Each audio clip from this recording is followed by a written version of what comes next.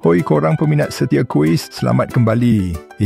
Kau rasa kau boleh bezakan dialek negeri-negeri Malaysia? Kalau kau boleh teka loghat Kedah versus Kelantan atau Sarawak versus Sabah, tahniah, kau ni raja dialek. Tapi kalau dapat bawah 5, mesti kau ni jenis cakap rojak je sepanjang hidup. Ada 10 soalan loghat dari Kamek ke Sik ke Bah. Jom test berapa banyak kau reti bahasa ibunda negeri lain. Soalan pertama. Mana Kamek nak pergi? Perkataan Kamek berasal dari negeri mana?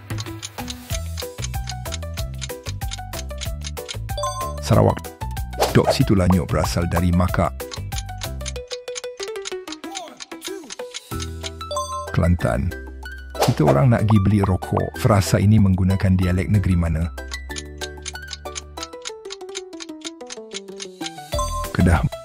Mau ngaji dok ummah. Ayat ini menggunakan dialek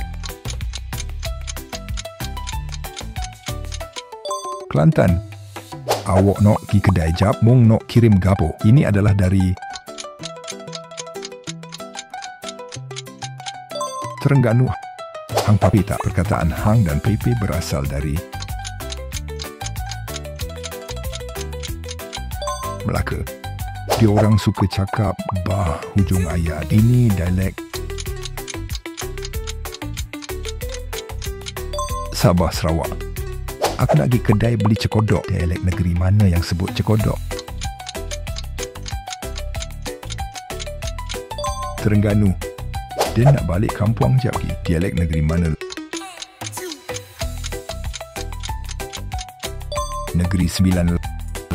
Aku dok tahulah mu tanya orang lain pula. Dialek negeri mana? Perak. Habislah kuis. Jadi, berapa loghat yang kau kenal? Kalau 9 ke atas, komen aku translator Malaysia. Tapi kalau kurang, jangan malu. Nanti aku ajar free. Jangan lupa like, share dan subscribe. Thank you. Jangan lupa, jangan marah kalau loghat kau orang lain tak faham ya.